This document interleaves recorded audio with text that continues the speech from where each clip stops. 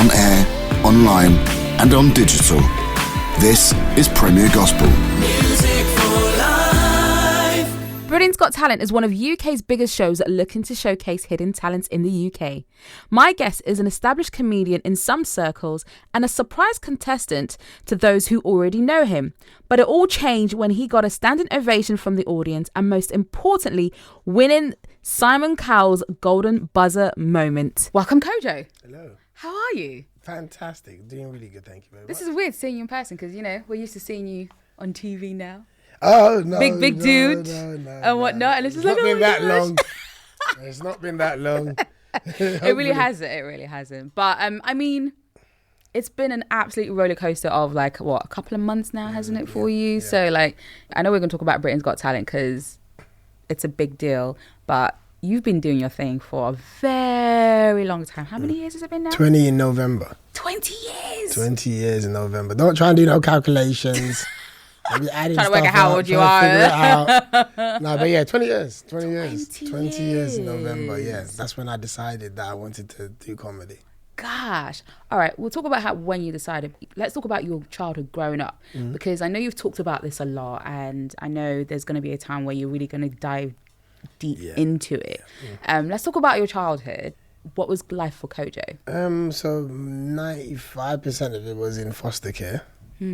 So I was in foster care from 5 years old. Me and my sister Anita, we both was in foster care. My parents were imprisoned from 5, and I won't say what, but that's what happened. And then so we got put into the system basically. I think what was kind of not so scary was my sister was with me.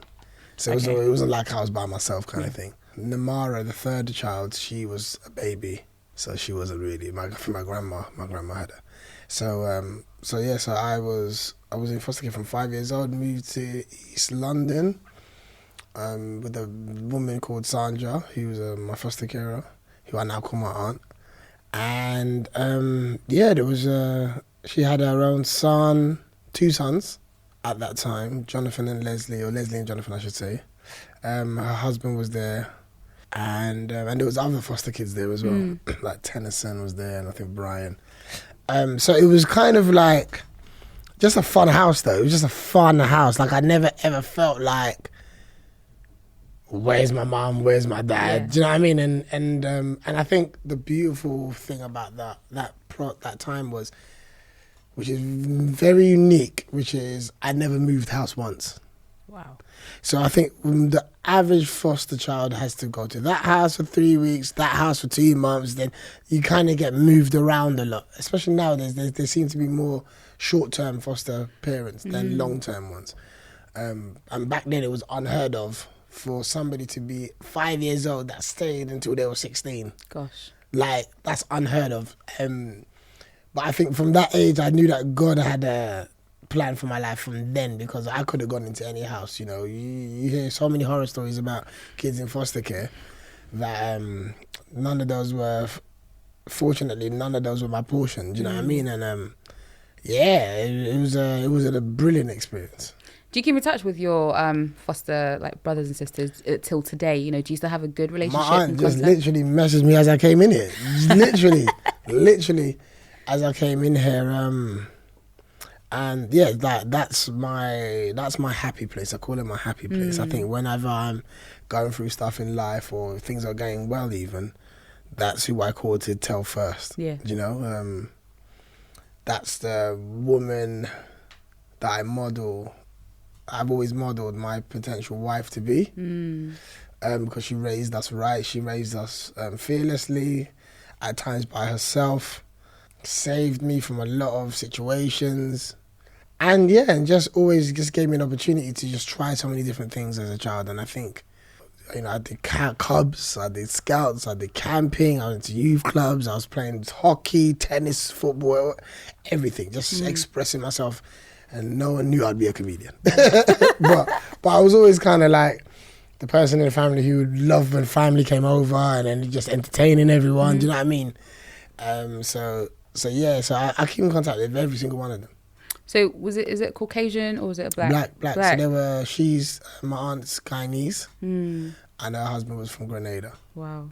So I've kind of got like a Caribbean upbringing. Yeah. So since you were in foster care, how did then your relationship with your parents then develop? Did you? So we got visits. Yeah. We see them for visits. I remember my mum, every time I visit my mum, my mum was like an amazing artist. So she drew my favourite superheroes. So I remember my bedroom had different posters of like Superman or Batman. And my mum would go in as well. Like, I don't really think I respected her pen game back then. Yeah, or ink game, let's call it ink game. I didn't really respect it. But she was brilliant at art. And she'd just draw my favourite superheroes. And then I'd put them all on my wall. And so every time I went to see her, I'd look forward to seeing it because I knew that I'd be coming out or something. And then my dad, he was cool, but he was like, I was close, really, really close with him. I guess being a man and stuff like that, and just feeling protected.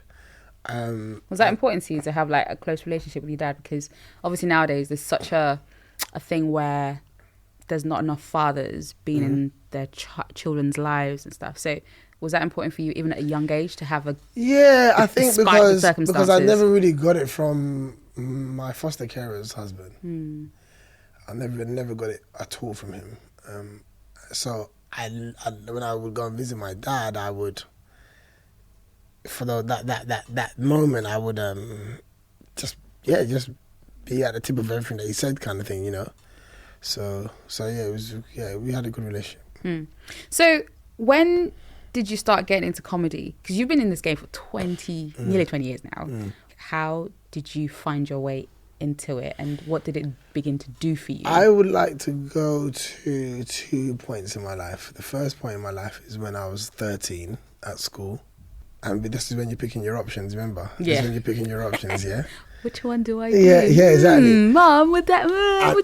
my friends, all my boys picked PE. All of them. And then I was like, I'm not doing PE for 2 hours. And I love football, I love sport, but I was doing so much of it that I ain't gonna do that. And I was the only one that done drama. Oh, really? I chose drama because I loved, I guess, telling stories and I love expressing myself. I can answer that now more articulately, but then I just knew that I liked to express myself. That's the first moment when I think God was directing me. Yeah. And then the second moment was I got into a football academy. And that's all I wanted to be, was a footballer. And I got into a football academy that I spent the whole summer trying to get into. And then instead of going to the first game of the season, I went carnival. Oh, stop it. I went carnival with the man. Did you really? I went carnival with the man them. And every hour I was like, yeah, I'll leave in a minute. And then when you're like, I was like 17, when you're like 17 and you're chasing girls and you're having a good time and this is your first lease of life where, you're a young adult. I never ended up at the game. I just stayed there at carnival. And then I paid a heavy price because my football career ended with that decision because they put me in the reserve team. I wasn't happy. I wasn't enjoying training. I just stopped enjoying football completely. But the beautiful thing about that moment was, it was God redirecting me to what I was supposed to be doing. Because sometimes we have dreams for ourselves, but God's got other plans, right? Right. So I was never going to be a footballer. That's what I believe.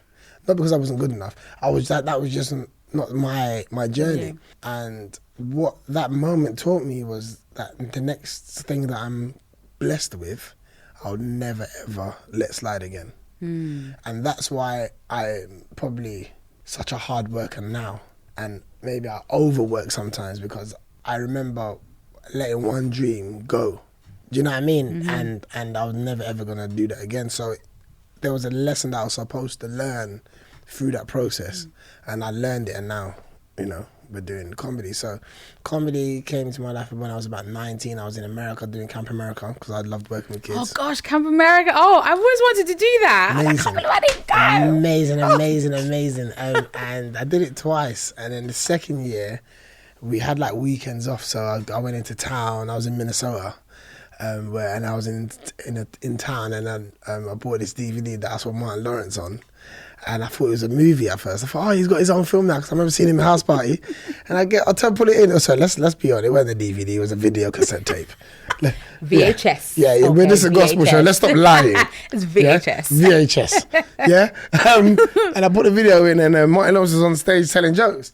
And I was like, what's this? Like, I thought I got the wrong thing. But then still to this day, I haven't laughed as hard in my whole life. And then I fell in love with what he was doing. I still didn't know stand-up comedy, didn't know nothing. I just fell in love with what he was doing. And then halfway through, I stopped seeing him on stage and started seeing myself on stage, making all of these people laugh. So then that was when I was like, that is what I want to do. My gut moved, everything. I felt a moment. That is what I want to do.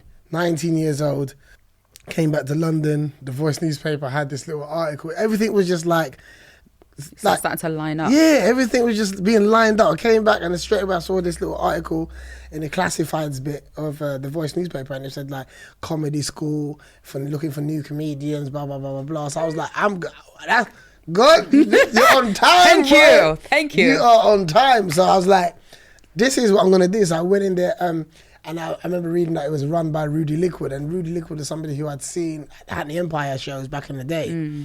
So I remember finding him funny. So I was like, oh, if he's there, I'm definitely going. Because I absolutely thought he was like one of my favourite comedians in England. And then went to the comedy school for like 2 months, learned a lot of things like self-awareness and, you know, what's the first thing people see when you walk on stage, what do you think that is? And you know, for somebody who wasn't always confident, those techniques started to make me more aware of myself and look at my good points and not worry about my bad points kind of thing. And then I started performing, and my first show was at Middlesex University. Wow. So you remember the first day you took to the stage? Yeah, because we at the end of the workshop, they had like a showcase that we were supposed to do, but one of the other comedians, Lateef Lovejoy, me and him kind of was at the same workshop, and he was hosting. He was doing it about 6 months before me. Okay. So then he was like, "Oh, I'm hosting this university gig, student union, AC. Remember ACS shows? You remember them ones, right?" So he was like, "Kojo, you should come and perform." And I remember, because what I learned at the comedy school was that to repetition. Like practice. And I was getting frustrated because I was like, man, I know these jokes, but I want to perform now. Do you know what I mean? I want to perform. But then Rudy was like, no, keep going, practice. And it was frustrating me. But then I understood how important practice is. Right. Because when I hit that stage for the very first time, I looked like I've been doing it for years. Wow. I mean, I only had 3 jokes. Let's put that out there. But those 3 jokes could have felt like an hour if it wasn't going on right. Do you know what I mean? Or it felt like 3 seconds if it was going well. So to perform it for the first time, to release what I've been practicing, I was just ready. Do you know what I mean? And I looked like I've been doing it longer than I actually had been doing it.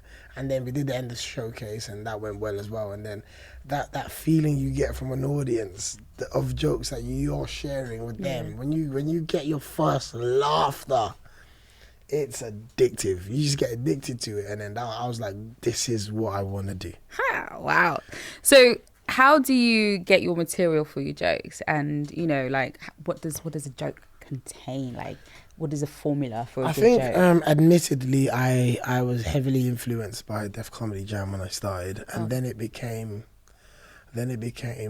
imagine this and imagine that and imagine this, and then it became what's my opinion on the world? You know, what's my thoughts on the world? And then we now moved into I'm just telling you my stories, you know, because people can have similar stories, but they can't have my story, right? You know, and I think it's quite difficult enough to be an original comedian nowadays because a lot of us are going through the same things. We've all ran for the bus and missed it, you know, and acted like we weren't running for it anyway.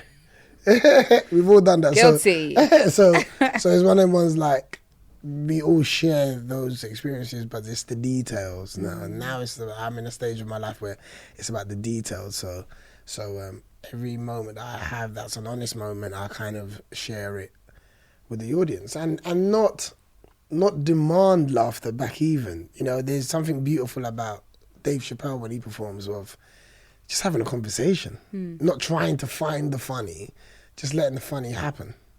And that's kind of where I'm at in my state, in my life now, where it's like, you know, especially with social media, people kind of get an essence of you beforehand anyway. So when you refer to Roman or Tiffany or whatever, they're not unfamiliar. Do you know what I mean? They kind of have some sort of idea of who you're talking about. So it just brings the joke to life even more. So now it's just sharing my stories, really. Who are your comedians that you look up to or have looked up to? Comedians who I looked up to was like Eddie Murphy, Richard Pryor, Bill Cosby. And then your Dave Chappelle's, your Martin Lawrence's, your Chris Rock's, you know, for various different reasons. I love Jamie Foxx as well. I think Jamie's got great impressions. You'd never think of Jamie Foxx as a comedian though, would you? Because he's more, you see him as an actor, but not really a But that's it. comedian. But I think it's also what you choose to receive from people. You know, some people might not see me as a comedian; they might see me as a presenter. Right. Because I've done presenting. Do you know what I mean? Anything. You know, you do so much sometimes that people take little bits for themselves, kind of thing. You know. I remember when I first heard of Richard Blackwood, I didn't even know he was a stand-up comedian. I saw him on MTV Select. Oh gosh, yeah. Do you know what I mean? So I was like, you know, no, you're the guy that lets me pick my songs, mate. That's what you do. And then as I got into the game, everyone was like, oh, you're the new Richard Blackwood. I was like, huh? Blackwood? He's a comedian. And so again, it's just a generation gap. And then over here, I admire people like Curtis Walker, Jeannie Asheray, Richard, Lenny. You know, people who have that British story. People who are, you know, who have excelled and grown really. Was it important for you to like get to know some of these British comedians and like really bond with them? Because sometimes you can just be doing your own thing and not really acknowledge everybody else, and then it's just like you don't get much, you don't get anywhere really. But yeah, I think how important was that, you know, relationship with the UK comedians? I didn't get an opportunity to want to meet these people. I just met them. Because when I came in, the impact that I had, I shook this game up. Like, I really shook up comedy. Everyone was talking about me, and then I was just getting bookings. I remember the first booking I got, someone gave me £15. I was like, you get paid for this? I didn't even know you can get paid for comedy. That was the last thing on my mind. I was like, someone gave me money to tell these jokes. Oh, I'm about to write some more of these. How much joke is it? How much I get for each joke? That's how I was breaking it down. I didn't even know you can get paid. It was just an honesty of just wanting to make people have fun and laugh, really. So when I met Jeannie Asheray for the first time, she was amazing. I'd gone to see Richard at a taping of the Richard Blackwood show. Yeah. I met him there for the first time. And I remember Richard saying, yeah, man, I'm hearing a lot about you. Do you know what I mean? I'm hearing a lot about you. Like, keep doing your thing. And I was so excited because like he was he's the man. You know what I mean? So all of those things were really nice. And then you just start meeting comedians, and then you part of the circuit. Now you're doing regular shows together. So it's more of a brotherhood and a family of comedians, really, that you just respect everybody's funny. And do you think now that you're, you know, as you've grown older and you're evolving, do you feel that your jokes have changed and matured as well? They're not as, because I remember when I used to see you, because I think I saw you at in Brixton, and I think you were either opening up for someone or it was the main show. I still can't remember the day, but then like it was like seeing you then and when you used to those comedy club gigs as well. I feel like you've changed, like what you say and how you say it has changed. Do you think that's because of time and the phase, the season of life, the season of your life that you're in? Yeah, and I think if you allow someone time to grow, they will. If you force it on them, they won't. You know? And I think to be fair, I matured later than my audience. And what I mean by that is, up until maybe like 3 years ago, I was single still. I had no children. Everyone's having kids around me. Everyone can't come out every Sunday anymore. Do you know what I mean? They've got responsibilities, but I'm available to do whatever. Do you know? And my audience wanted to hear something else. They've grown up. You know, it's like Justin Bieber's fans are grown now. You can't be talking about kiddie stuff. He's got to mature, so that they can move with him. I hadn't really matured in my material, my life experiences. It was still this young bachelor who's can travel and get around freely because he's got no responsibilities. And I think having no real responsibilities other than like bills was holding me back. Right. Because my audience had grown up, some of them are getting married, they're having kids, you know, even my family, like I'm turning up at Christmas one up every year, and everyone's bringing their partners, everyone's bringing their kids and all the other stuff. Do you know what I mean? Yes. So for me, it's like I had to start being uncomfortable with that to do something about it, you know? And when I became uncomfortable with that, I said, no, I've got to get my act together. I don't want to be the guy that could have had anyone that's got nobody. Right. Do you see what I'm trying to say? Like now you got to start making some decisions. Like, what do you want for yourself? Do you want to be, you don't want to be the guy. I know too many of those women used to throw themselves at and ain't nothing. They ain't got nothing. They're by themselves. You know what I mean? So I was afraid of that. Sometimes fear is a good thing. Yeah. Fear will get you back in line. I've always said it, like fear will propel you. If you use it in the right way, it will propel you. Yeah, and exactly. It will make you like, sit up, right, I got to do this. Exactly. And I got to a place where I stopped making excuses. I owned a lot of my responsibilities and my decisions. And so come back to the question, I feel like it's organically grown. My audience that some people that I felt like I'd lost have come back because our conversations are the same again. You know, we're talking about childhood, we're talking about being a parent, we're talking about our upbringing and how that's affected how we parent now, you know, and when I had my son, my friend Jason said to me, children bring blessing. It was such a simple delivery of what he said, but I always go back to that now. When I'm doing interviews now, I always go back to that because the blessings that I'm going through now has come since Roman was born. Like facts. Absolute facts. Like, so when people look at children sometimes it's like that's your blessing. You know, that's your reason. Yeah. Some people like me, like, I can't move. If I don't have a reason, I can't move. And sometimes you create the wrong reasons. But him being my reason, it's just made everything better. I remember so it's just been a good journey. But I feel like I've caught back up with my audience. Yeah. No, that's great because it's definitely shown, and I've noticed it because I know that when I used to watch you, the language was something, but now it's just like it's completely clear. Like it's like you don't need it. You don't need to have that kind of language to be able to deliver a great joke. It's just I think, you know, somebody also said to me, you know, you can't judge what somebody's putting out when you don't know what they've taken in. Right. You know, we often tell rappers, stop swearing and stop calling women names and all this other stuff. But let's deal with what they've taken in. They can't release something that they've not got in them. Right. If they've not been loved, if they've not had a good experience, if they've not, you know, been encouraged, where is that in them to be able to put that out, to give it back to the world? You know, my aunt says to me, like, when someone's being negative towards you, that's what they've got in them. They can't give you positivity. We demand positivity from people that have never absorbed it, they've never experienced it. You know, so it's like they don't have that in them to give out. Yeah. And it's that simple.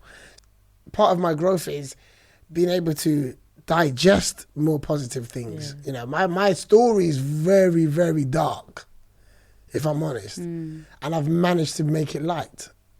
I've managed to make it funny. I've managed to still be positive, you know, throughout that whole process. So for me, it's I'm in a better place to be more positive, to be more clean, more family friendly. And you know, you go on a show like Britain's Got Talent, for example.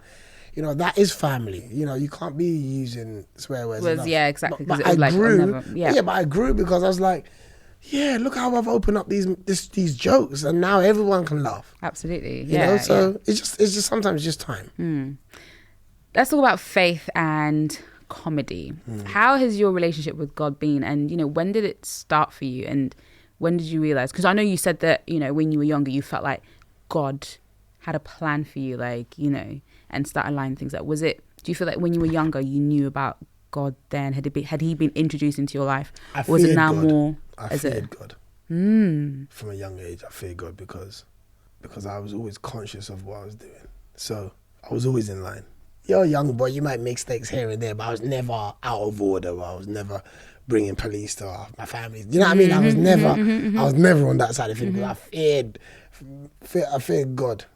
So I always had a conscience. You know, from a very young age, from maybe as young as 7.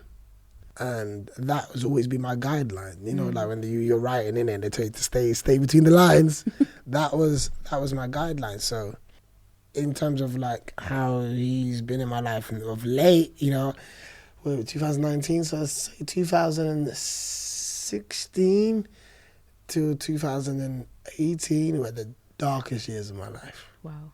Because I made not necessarily bad decisions, but it just felt like every decision was getting worse and worse and worse. And then I found myself around the wrong people who didn't love me, that didn't encourage me, that told me I was doing everything wrong, that told me that I didn't know nothing. And when I tell people that, they wouldn't believe someone like me would be able to be in that dark space. And a lot of things was going on. I had people steal from me. I had people extorting me genuinely. And for me, it was like, what is happening? And then, do you know what? This is when I moved to LA. And I moved to LA because I was starting to write some films and I was really passionate about films. And so I left radio and I wanted to get more into the film industry because I was like, I'm not seeing the content that I want to see. I'm not a moaner. I'm never going to hear me moan. But I will always find a solution. Great. So I wrote the Weekend movie, and then I was trying to just shop it around and get into films, and I moved to LA. And after a week of being in LA, the first weekend, I got there on like a Thursday or something like that. And then my friend was like, oh yeah, you got to come to church. So, okay. And he's like, yeah, you got to come to this church, it's amazing. So, you know, us in it, Britain, get up there, I'm in 90-degree heat, and I'm there rocking a suit. Yeah. Oh my God. Because come on, that's how they tell you to go to church, right? You gotta keep it classy, ain't ya? So I went to one church.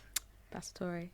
Yeah. I went to one church and I walked in, and then it felt like a youth club. I was like, what is everyone wearing? Where's your suit at? What tracksuit? No, not that suit. You need to have a suit. Where's your shirt, tie, and shoes? And I was the only one that was hot. Yeah, I was hot baking. But I walked in, and then Pastor Toure had an Adidas tracksuit on while he was preaching. I was like, what have you not brought me to? But then 2 seconds later, I was like, who cares what he's wearing? Do you know a lot of people don't go to church because it takes too long to get ready? The whole process. Or get to church late. Do you know, yeah, or get to church late because it's the whole process. And in the Bible it says, come as you are. Like, come as you are. Everyone is welcome. Do you know what I mean? And in this place, like obviously you're in Hollywood, it's one of the biggest churches in Hollywood, and Beyonce's in there, Common, and all these people are just in church. You're sitting next to them like, you're trying to talk to Jesus, and you want to get autograph at the same time. So let me get a selfie real quick. Yeah. Amen, brother. Amen. Right. So I'm sitting there, and Pastor Toure is like my mentor. Like he's somebody who I speak to very regularly. And it wasn't that he was saying anything that I hadn't heard before, but his delivery was powerful. He's no nonsense. And sometimes people, especially in church, don't want to be uncomfortable. Because being uncomfortable means you got to deal with something. And I didn't know that I was a broken man until I got to that place. Wow. Because I thought everything was fine. I'm in LA, I'm ready to do this thing, whoop-de-whoop-de-whoop. And then he said these words. He said, some of you will never get to where you're meant to go because you're ungrateful. And that hit me in the chest. And I don't know why it hit me in the chest, because in my head I was like, I'm grateful. I'm happy. And then I looked back and I went home after that service because I came out there crying. Wow. I came out there in tears because I felt like he's got a way of talking to everybody but talking to you. Absolutely. And I came out there very emotional. And then I looked back and I was like, why did that hurt me? Why did that get to me? And then I looked back at all the blessings that I'd had, and I never enjoyed any of them. I didn't enjoy my comedy club. I didn't enjoy doing Wild and Out. I didn't enjoy doing Wembley Arena with Kevin Hart. Didn't enjoy going on tour with Dave Chappelle. And when I say I didn't enjoy it, not in the literal sense, in the sense of once I'd done those things, I was always trying to do the next thing. Just run into the next thing. Okay, I've done that next. And my aunt says, you was eating the food, but you weren't tasting the food. And now you got indigestion. Because you're just going like that, chopping, but you're not saying like, what? You're not enjoying it. You're not savouring it. Yeah, all the seasoning and Yeah. all the seasonings of your career and all these beautiful moments. You're just rushing through all of them and not being present. You're not being like present in this moment. You're just rushing to, while I'm on Wild and Out, I'm thinking about this play that I want to do. And I'm like, no, like, be in that moment. Be. Just be. Right. Just be. And because you're not being in those presents, I felt like God just went, okay, I'm going to teach you a lesson. Because you're going to respect every blessing that you're getting. And if I have to slow things down, that's what I'm going to do. That's literally what happened. I went to LA for film, television, comedy, all of that. I only stayed in LA because of church. Gosh. And I was nearly going to go back to New York and just go there because I'd been there before. And that's the mecca of comedy, but God sent me to LA for a reason, because I had to hear it how it was delivered. I had to hear it how it was delivered. And then Pastor Ray, I'll go into church every Sunday early. I'll be there early. I'll meet church early.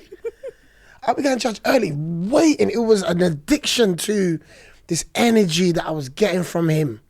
And I've never really been a follower of the man. I've been a follower of the word. So I was never distracted by the man, but he just kept on me. And I quite like to think that I'm a wise person in the sense of I'm not the kind of person that would be in a room and then not know the answer and then leave. I'd say, no, say that again for me so I can digest. Like I know a lot of things because I ask questions, I don't act like I know anything. So every week, every Sunday, I'm just going there. I'm posting everything that I'm receiving on social media, just even if it encourages someone else. Like that's where I was at. I was just so excited about all this stuff. And then I went and done my testimony in front of all these people. And I said to them, man, I feel like I've just won the lottery and I'm doing exactly the same thing that I would do if I won the lottery. I'd share it. So me being here feels like I've won the lottery and I'm sharing these messages that I know so many other people need to hear. Sometimes you can get a blessing and you just keep it to yourself and you're like, that's me. But again, me, you were talking earlier about just this need to just be helpful, just the need to be of service to other people. That I was like, anytime I got any sort of wisdom, I'd just be like, yo, bam. Take it. I'll throw it on my WhatsApp and just send it to everyone. And even if it helps one person, my job's done, And then, he spoke about, some of you are going through dark times, but he's like, but if you keep the faith, and come back to your question, if you keep the faith in the dark room, he called it night vision. He said, if you can see in a dark room, what can you see when the lights come on? And that little line there was so powerful to me because it was what I needed to get through the next 2 years that was coming towards me, which was just 2 years of bad energy, negativity, making bad decisions, people extorting me, people telling me that I wasn't worth nothing, me believing it, And then what I'd done is I started to read. Didn't spend as much time on social media.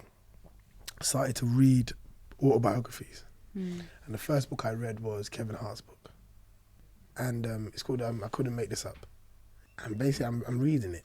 And it was such a powerful story because it let me know that what I was going through wasn't my ending, it was just a chapter.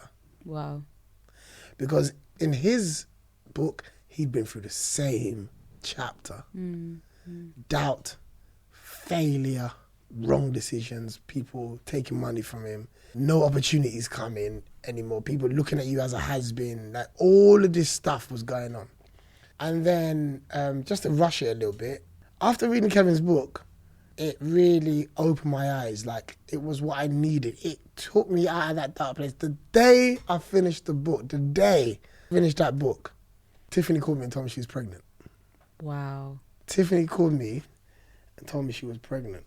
I was kind of homeless for about a year because I came back to the UK, and I was. So this is all very recent. Like, Yeah, we're talking within the last 5 years. Yeah. Gosh. Yeah, I had no place to stay. I was staying on my friend's couch in Brixton. Then I moved back towards East London in my friend's apartment. That went horribly wrong because I had to share with someone else that I wasn't getting along with. Then I moved back into someone else whose place who I just met. Wow. Yeah, like a guy friend who I was working with. And then Tiffany was like, that's it, man. Let's go. Like, I'm moving down to London. Let's get our own place. And that's what she kind of just grabbed hold of what was going on with me and just gave me security. Do you know what I mean? Like, she just said, no, Coach, this ain't you. Don't let no one talk to you like that. Don't let no one talk to you like that. Get your stuff. I'm moving down to London with you. Let's get a place. Boom. And then so we got our place, and then literally I was starting to come out of this. I've read Kevin's book, then I read Charlemagne's book, then I read Tiffany Haddish's book, then I read Steve Harvey's book, and I'm just soaking up all this wisdom and getting my energy back, and I'm starting to smile again, and I'm making better decisions, and I'm understanding that, you know what, like, don't be afraid of anyone, cut these people off. Just cut these people off. Lose all that energy, you know, expose yourself if you have to, be embarrassed if you have to, but all of that's going. And then, like, coming out of that whole period, I just, you know, you started seeing me post my missus and Kojo and Tiff and all the other stuff. Gosh. Right? And all of that. All makes sense now. All of that was me. The little bit of happiness that I was getting, I was just in that moment. It was just me and Tiff. Just in that moment, just being happy, being in my relationship, making, you know, the most of what we was doing, you know, making cheese on toast, and everyone's like, yo, you don't wait for me, I'm gonna go shop, get my bread and my cheese, and just doing it again online with people. And it wasn't a look at me, I'm in a relationship. It was this is the only happiness that I've got right now. This is the only happiness that I've got right now. So I'm gonna share it with everyone, and also just be used to just being with one woman and just focusing on this relationship and having fun in this moment. And then Roman came, you know, and then he's added to the whole energy of it. So faith for me was knowing that God hadn't left me, was knowing that it was all gonna make sense. I'm going through this, and to be honest, it was my turn. It's my turn to go through my nonsense. It was my turn to go through my dark period, because I never needed faith before. Never had to rely on faith. Everything was firing. Everything was boom, boom, boom, boom, boom, boom, boom, boom, boom. Until God said, okay, you're not tasting what I'm giving you. So I'm taking this away, and he's going to do it in front of everybody. Gosh. Sometimes it's got to happen in front of everyone for it to drum home. And I still knew that I just looked at that whole process and I was like, it's just my turn. I've read all these stories. Everyone's had this moment. Everyone. And be very afraid if you ain't had that moment, because it's coming. You are not escaped in that chapter. Yeah. Because that's when you find out who you are. Yeah. That's when you find out who you are. That's when you find out who loves you. That's when you find out who your friends are. That period, I had so many people drop off. Gosh. But God was releasing them from me, because the next chapter that I was about to go into didn't have them in it. Didn't have them in it. Yeah. And maybe I was too stubborn to let them go, you know, but it happens. And Tiffany became everything to me. She became my woman, my partner, my best friend. And I needed that kind of stillness in my life, you know? Just have everything taken away from me. Have everything taken away from me. And like they say, the Bible says, "He who findeth." Yes, find a good thing, man. Yeah. And I've done that, but I've appreciated it, and it's not a thing of, you know, that's why I celebrate her. People that have known me for years, like, God, they never post his girlfriend, like, you mad, like, what's going on here? Like, my boys be like, whoa, who's this girl? But they don't know, they just see like little things. But I celebrate her because that girl was part of rejuvenating me and pulling me out of a dark place and encouraging me, you know. And And now we're a team. Yeah. Now we're a team, and we go at everything together. We make decisions together as well. We have arguments like everyone else. Do you know what I mean? But that's us showing each other love. Do you know what I mean? And so my faith has really, really is the key ingredient to the comeback. Wow. Woo! That is a testimony and a half, and then some as well. All right, let's talk about Britain's Got Talent. Obviously, things have now been moving forward for you, and then Britain's Got Talent. What made you apply for it? And was it something that you wanted to do, or were you asked to do it? How and why? Okay, so now the show's finished, I can say that they approached me. Wow. So I prayed to God at the end of last year, said just like, I need to strip back. I think after reading Kevin's book, there's a moment in the book where he just said, I call it chapter 68 because that's what it was, but it was like his reset period. Sometimes in our life, we just got to press the reset button. Not the off button. Mm-hmm. We just got to press the reset button. Mm-hmm. The reset button for me was, okay, you're doing too much. Yeah. You're doing a lot of nothing. What allowed you to get all of these opportunities in the first place? Comedy. Just go back to that. Take away the film, take away the radio, take away all the other stuff. Just get back to performing. Just get back to comedy. And I said, because comedy had changed, it was on social media now, it was everyone laughing for 2 minutes and doing sketches. And I was like, that's not me. That is not my brand of comedy. My comedy is a well-prepared meal. Yeah. Do you know what I mean? It's like a 3-course meal. Yeah, it's not like microwave it's 2 not seconds. Warmed up. Yeah. And you can get so caught up in everyone's, that's what's happening now. You got all these comedians doing all that other stuff. But I just said, it took a lot for me to not jump into that pool because I was like, that's not me. That's not what Kojo's about. I'm solid. I can't give you my essence in 30 seconds. I can't do that. So I prayed to God to give me another opportunity that allows me to still reach young people, still maintain what I do, and when that moment comes, I'll be ready. And I got DM. There was a DM that Lawrence, a guy who I now know, part of the Britain's Got Talent team. But he didn't tell me. He said, I really like your stuff. Do you mind if I put you forward for a TV show? So I'm thinking, yeah, whatever, blah blah blah. So then he was like, mate, I've taken your videos to the team. I'm working on Britain's Got Talent. I was like, hell. What? I ain't doing no Britain's Got Talent. You mad? Are you crazy? I ain't doing that show. You nonsense. And I looked at I said, Tiff, guess who messaged me? Britain's Got Talent. If I'm going on there for people to laugh at me, you're mad. She's like, listen, they don't know you, innit? If they're messaging you, whatever your ego's telling you, yeah, they don't know you, innit? So whatever you've done ain't enough. Jeez.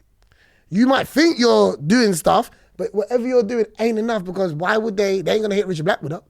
Oh, wow. It's true. They ain't going to hit Lenny Henry up and tell him to come and do this. They don't know you, right? So that's the first thing. The second thing is, what are you trying to do? What's the objective of doing comedy? Is it to just keep doing rooms 30 people, 200 people, keep performing in front of an audience you can't impress anymore because they know you're going to be funny?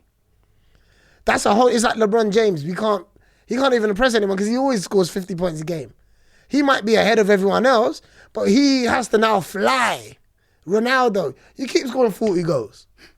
We're not impressed anymore. You got to do something that like walk on water. So that's how I felt. I felt in a place where I can't even impress the people anymore because everyone knows that, okay, Kojo was on the show, he's funny again or whatever. Do you know what I mean? I've not really been motivated to write material because I'm just like, I just go and do the same old thing. So she was like, listen, you have an opportunity to go on the biggest show in the country and show people what you can do. And you can also show black people that you can make everyone laugh. Come on. Do you know what I mean? And also, people don't even know your story. They don't know nothing about your foster care. They don't know nothing about your parents. This show's about stories and journeys, not always about talent. You get to let the people that you think know you really get to know you again. Do you know what I mean? And like, you're going to let your ego block this blessing. So you better say yes to that show. And when she put it all in perspective, it made me look at myself and say, if I listen to my community and let them gas me up to think that I've already made it, and I know that I haven't, I'm putting myself in a jail that I've created. you regress. Yes. You don't progress. Yes. And I was like, you know what? I know what people are going to think. I know what they're going to say. But if they just listen for 2 seconds long enough, they will get it straight away. They will now realize that there's a whole nother level. Yeah?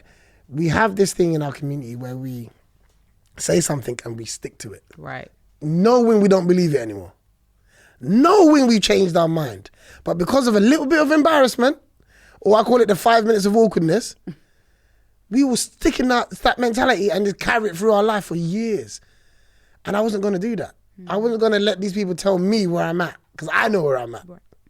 So, and all these people that would have something to say, when was the last time they came to my show? When was the last time they reposted something that I'd done? When was the last time that they were putting money? None of them were. So I was just like, no, I know I'm doing this for Roman. I'm going to go on there for my son, lose my ego, lose my pride and all the other things and be vulnerable. Just be vulnerable. Have something to lose. Have something to lose. That's if your risk isn't big enough, then you're not challenging yourself. I had an opportunity for everything to go the wrong way. People go, oh man, try to go on, but he's got talent. No one laughed. I had the opportunity. I thought Black Twitter was waiting for me to mess up. And then I know people spell check their cussing, everything. I was like, some people probably press send before the show even come out, right? Because I was like, it took a lot for me to do this. It took a lot for me to do this. But I was like, what was the point of what's just previously happened then? What was the lessons from what just happened? Where was the faith that you asked God for? Do you know what I mean? Like, where's that moment? And God, what God said to me was, I know you're not going to do this, but it's me. Ooh. But it's me. I know you're not going to do this. This is the last thing that you want to do. But that's why you got to do this, because it's me. I'm all over this, and I'm going to show you how it's me. So when I went to do the show, and I finally said, yes, I did, and I went through all the process or whatever, and then we get to the show now, and it's like, I'll get there at like 8 a.m, and I'm not on stage until 8:45 at night. Wow. So I'm hungry, tired, overthinking what I'm going to do. Am I still going to do that joke? Worried, all of those things, thinking about what people are going to say when this happens. I stepped on the stage, and obviously I knew Alicia from before, from my time at Mystique, and she was like... She was surprised. Because she sees me up there as well. Yeah. She sees me up there as well, but I'm like, Leash, I need this. That was me going on the show saying, I know what you might think, but I'm not going to let my ego block me. I'm not going to let my pride block me. Pride comes forward. I'm vulnerable right now. This all I've got is my talent and my family. That's all I have. I don't have nothing else. No one ain't calling my phone. No one ain't emailing me. No one ain't doing all of this stuff. Think about this. I'm still giving out here. I'm still doing Black Magic Awards. I'm still doing all this other stuff for people. I'm putting stuff out, but I'm empty. Yeah. That's what I do when I'm empty. So I just said, me stepping on that stage is like me being naked in front of the whole country saying, I am vulnerable right now. This can go any way. If it had gone horribly wrong, that would have been in front of the whole country. So, but no matter what, like even in a hurricane, I will be still. That's one thing about me. I will be so still. And I went on that stage and that's the only awkward part was when the judges talk to you, because you don't plan for that. You don't know what they're going to ask you. You don't know what they're going to say, blah, blah, blah. And Simon kept on making the joke about me knowing Alicia. And then literally I just, when Simon said, take it away, I just didn't think about the judges. I just kept it to the audience. That's all I know. I know how to perform in front of audience. I know I had to be judged afterwards. So I just gave it to the audience. All my eye contact was with the audience. And then when I finished performing and everyone stood up, even though if I'm talking about it now, it's like emotional, because when they all stood up, Take your time. it was like a validation. It was like that risk was like paid off. All them bad days that I went through and stuff, it was like I deserved it, And then when they stood up, and then what actually happened, people don't know, is like they all stood up, and then I was just like, this risk could have gone so left. so left, but I just took a big risk, and then all judges were speaking. Now, what they didn't show on the show was Simon spoke first. He was the first to speak, and then he was like, you know, he said what he said, and then he pressed the golden buzzer. Wow. And that was God saying, see? Told you. That man, you do all the research you want. Simon don't laugh at nothing. He don't like comedy. He you know, there was 2 comedians that went on before me. He gave them hell. Like, he didn't, he was not impressed at all. And God delivered. That's how God delivers. He delivers in style. So all the stuff I wanted was so smaller than what he had planned for me. And it's like, to just go through that whole doubt in myself. At one point I was like, I'm not going out there. I'm not going to go out there. Me saying I'm not going to go out there. I've been on Wembley Arena stage. This is in front of the whole world. And I didn't really know it at the time. I'm just thinking, this is a small stage. Do what you're doing and that's it. Simon pressed that golden button. Then he gets up out of his seat and comes and gives me like understanding of what it took for me to come on this show, you know? Alicia, like, she knows what I would have been through, what I would have been thinking to come on this show. Like, I'm the last person you expected. You probably see me out and about thinking that we're peers on the same level, but I'm being vulnerable like that. Saying, look, this isn't. I need help. I need a sign. I need something, because sometimes I'm being blocked from shows and doing auditions for Live at the Apollo and all these other places, and people are talking about me like I've maybe he's had his opportunity and things have passed. I've had production meetings where someone comes to me with the idea and goes, oh yeah, who do you think we should get to front the show? I'm like, well, I can front the show. Oh yeah, but what about Mo, or what about Michael Dapper? And I'm like sitting there like, wow, like they're calling me to help someone else. Do you know what I mean? And I was just like, and those kind of things sometimes is like, no, like this, you've got to feel like that. Because you can only you can bring yourself back. Only you can do that. We are all in control of our next move and our next blessing. So me being like, wow, is that the climate now? Like, people really don't think I can do this anymore. Like, genuinely. I felt myself like, wow, like, when people say funny, no one says Kojo. I think me and you spoken before. Like, when people come to my profile, before it was to be inspired or to, you know, to feel some of my energy of positivity. It wasn't to come and find jokes or humor, because I was never selling that online, because I didn't want to do buffoonery. I didn't want to do that. So that was me trying to protect myself, but I know I was protecting myself for this moment where I can do what I do anyway and just be in front of all of these people that have never heard of me before. And to get a standing ovation at the Palladium where everyone just stands up, and then the judges are giving you all these amazing comments. And then Simon presses that golden buzzer, like... That was it. It was insane. And it was just like God saying, there you go. I put you through all of this stuff, through your 20 years, from your childhood, from all of those things that you've done, and you've never wavered, you've never not had faith in me, you've never gone and just made an excuse for doing stuff. Do you know what I mean? You've just taken all of this stuff in, not moaned ever when you get cancelled from a show, or you get taken off a show, or radio changes and all these other stuff, and you've never ever, I've never been a moaner. Never, ever, ever. This is your moment.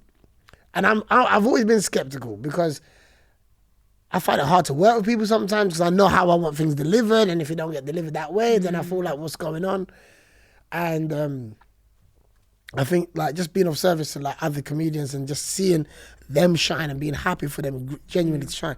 I think God gave me this moment now, and I know it's him and it feels like him, and everything is just falling into place so seamlessly.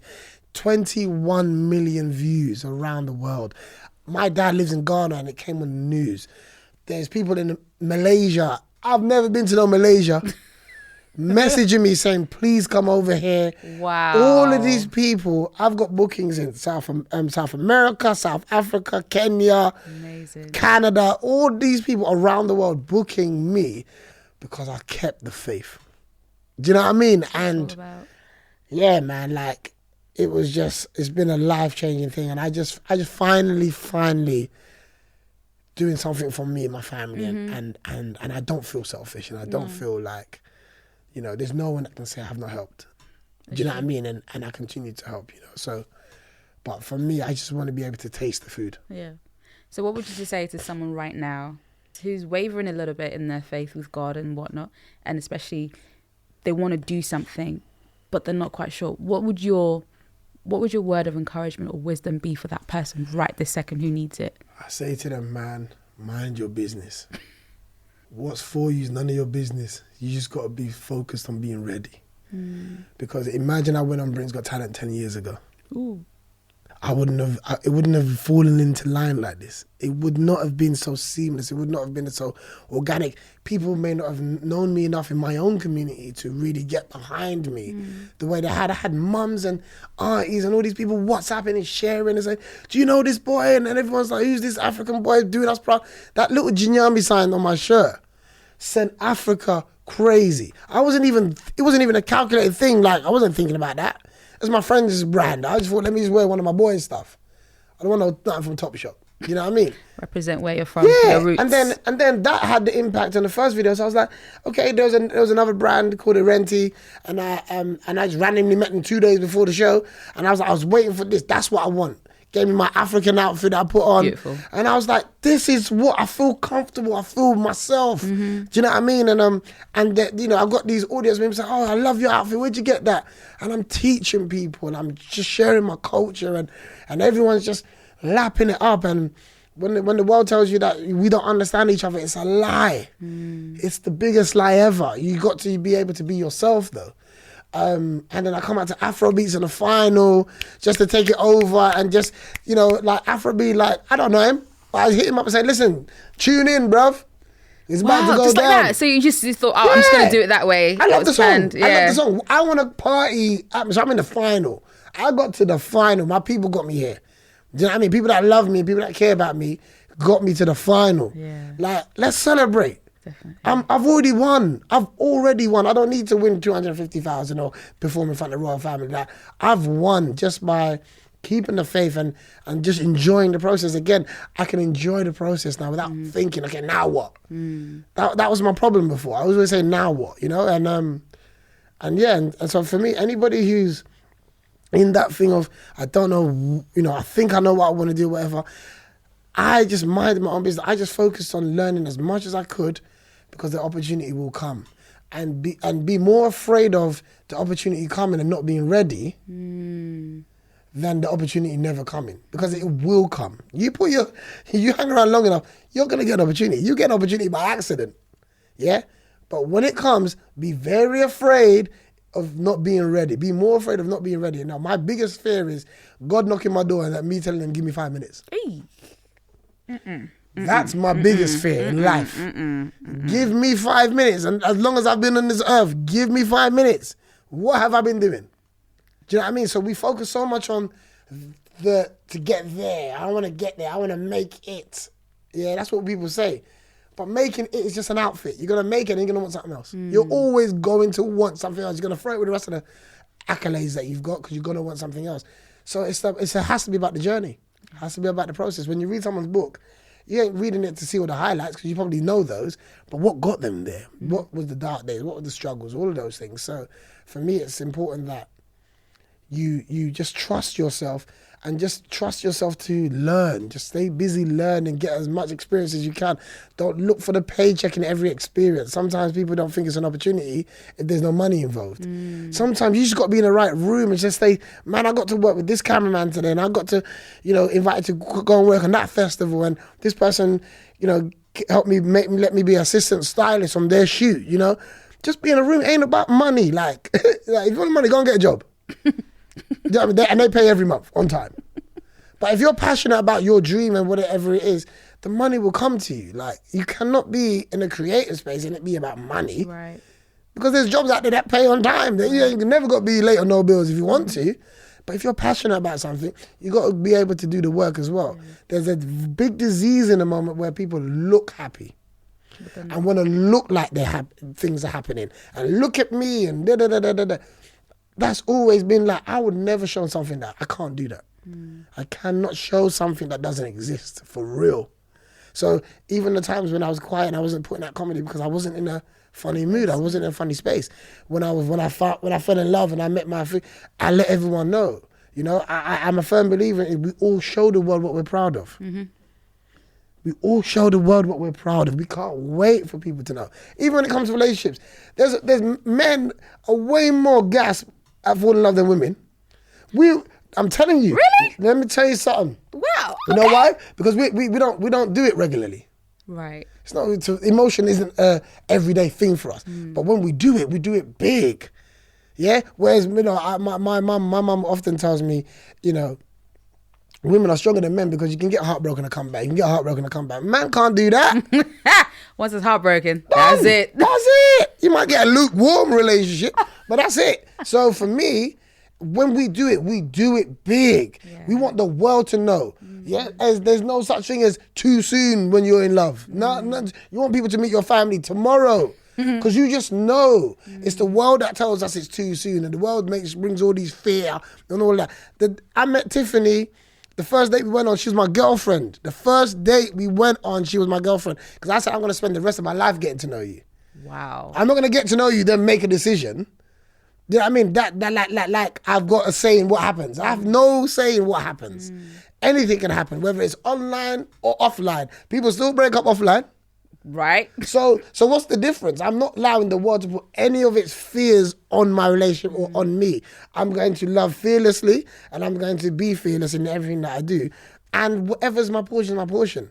But I can't spend the rest of my life trying to be in control of every single thing. Yeah. You're not gonna live that way, So yeah, man. I think just keep the faith in what you're doing. Even in bad situations, find one positive, because blessings don't always seem like blessings straight away. Do you know what I mean? And as humans, we demand an answer immediately, but God ain't giving you no answer immediately. So let that soothe you for a little while. Do you know what I mean? Marinate that for a little while and understand that. Just relax. It's going to be taken care of. You just got to be ready. Yes. Woo! Wow. Pastor Kojo there, ladies and gents. Pastor Kojo. Thank you very much for that. Right. So thank you so much for that, because I think it's so important, and there were some key things that you said in there. What's next for you? I call this the love phase of my life. This is the love chapter of my life, because it's like I have to love everything that I'm doing. And I'm before I went on Britain's Got Talent, I found happiness with my family, and I was happy, I was content. From a human being point. Because sometimes you can be successful and not happy. Right. It was important for me to find happiness first. I stopped chasing success. I stopped it. I was being happy with my fiance, my son, my family, just giving my family more time. I spent a lot of years just traveling, not spending time with my family, but every time something bad happens, all of a sudden I'm calling them. And I hated being that kind of person. So I spend more time with my aunt, I spend time with my sisters and their nephews, nieces, and all the other stuff, and just being more about family and just respecting family more. And then when this situation comes, like, I feel secure, I feel safe. I don't feel like, my god brother who I've grown up with since 5 is my manager now. Fantastic. Everything about this, me and him weren't talking for about 10 years. Wow. But everything's aligned. He's a dad, I'm a dad. Fixed. Things change, yeah. Fixed. Yeah. We spend so much time sometimes being angry at small stuff because of pride and ego. Fixed. Now you're my manager. Now we're going around the world together. Now deals are coming through, and tours and all this other stuff, and everything that I've ever dreamed of for my career, I have now. It's coming. It's happening. So it's just about aligning yourself. And it all comes back to what you said before about when I decided to mature, then everyone else did towards me. And my audience was never the problem. It was me.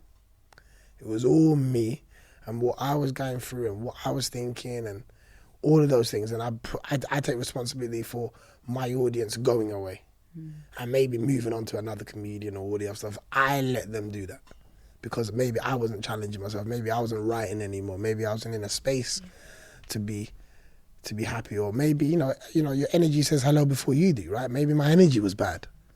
You can be a nice person and have terrible energy. Yep.